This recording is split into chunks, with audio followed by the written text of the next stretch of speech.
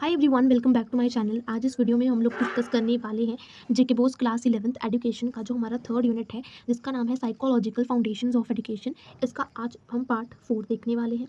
पिछली वीडियो में हमने इसका पार्ट थर्ड देखा था। वीडियो में हम लोग देखेंगे फैक्टर्स अफेक्टिंग लर्निंग। फैक्टर्स कौन कौन से हैं जो कि लर्निंग को अफेक्ट करते हैं। तो साइकोलॉजिकल फैक्टर्स कौन से फैक्टर्स होते हैं जो कि हमारे माइंड से रिलेट होते हैं, वो हमारे साइकोलॉजिकल फैक्टर्स होते हैं। जैसे पहला आ गया इमोशंस। तो जैसे स्ट्रॉन्ग इमोशंस हैं, जैसे स्ट्रेस हो गया, फियर हो गया, एंजाइटी, एंगर, ये कुछ ऐसे फैक्टर्स हैं जो कि हमारी लर्निंग को या तो ब्लॉक कर देते हैं या तो डिस्टर्ब कर देते हैं।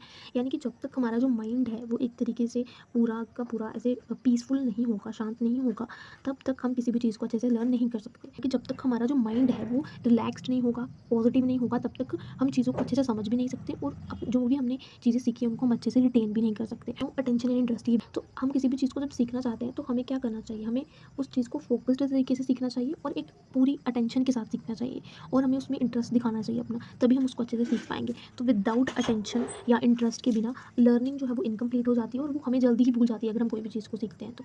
ना मोटिवेशन क्या होती है, एक इनर डिज़ायर होती है किसी भी चीज़ को सीखने की। फॉर जो स्टूडेंट्स मोटिवेटेड होते हैं, जिनके अंदर से एक डिज़ायर होती है, हाँ मुझे ये चीज़ सीखनी है, वो फोर्स्ड तरीके से चीज़ों को नहीं सीख रहे हैं बल्कि वो खुद से सीख रहे हैं, उनकी एक इनर डिज़ायर है, तो वो चीज़ों को बहुत अच्छे से सीख पाएंगे और अपने एफर्ट्स को भी अच्छे से लगा पाएंगे। ना वो एटीट्यूड है वो पॉजिटिव है, टीचर के प्रति, सब जो भी सब्जेक्ट हम पढ़ रहे हैं उसके प्रति, या फिर हम जिस चीज़ को सीख रहे हैं या फिर स्कूल के प्रति, तो हम अच्छे से चीज़ों को सीख पाएंगे। लेकिन अगर हमारा नेगेटिव माइंडसेट है तो वो हमारी लर्निंग के प्रोसेस में रेजिस्टेंस क्रिएट करेगा। तरीके के फैक्टर्स हमारे आते हैं, वो होते हैं इन्वायरमेंटल फैक्टर्स।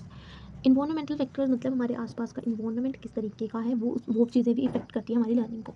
सबसे पहले यहाँ पे क्लासरूम इन्वायरमेंट। तो जिस जगह पे हम लोग लर्निंग कर रहे हैं वो सबसे पहले तो क्लीन होनी चाहिए, वेल लिट होनी चाहिए, वेल वेंटिलेटेड होनी चाहिए वो जगह, सो दैट कि हम लोग कंफर्टेबल तरीके से वहाँ पे बैठ सकें और वहाँ पे नॉइज़ वगैरह नहीं होना चाहिए, जिससे कि जो स्टूडेंट्स है, जो भी इंसान सीख रहा है कोई भी चीज़ को, वो प्रॉपर कंसंट्रेशन से उसको सीख पाए, प्रॉपर फोकस्ड तरीके से उसको सीख पाए एंड पूरा अटेंशन देके सीख पाए। होम इन्वायरमेंट, एक पीसफुल और सपोर्टिव होम जो है होना चाहिए, जहाँ पे जो फैमिली मेम्बर्स है बच्चों को अच्छे से इंकरेज कर पाएँ उनकी स्टडीज़ में या और भी कोई भी चीज़ हो।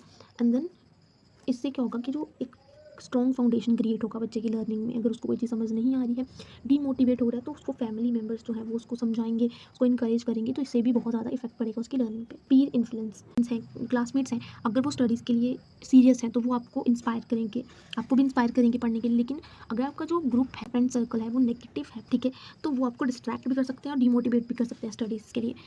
इंस्ट्रक्शनल फैक्टर्स, पहला हो गया टीचिंग मैथड।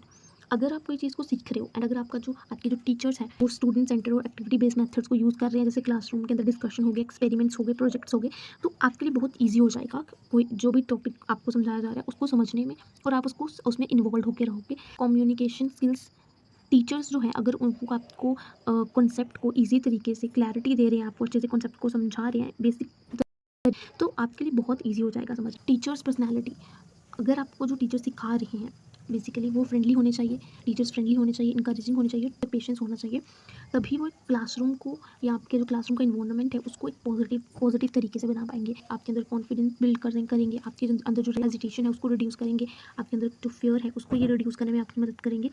तो आप इनकरेज बेसिकली आपको करेंगे, तो आपके लिए लर्निंग ईजी हो जाएगी।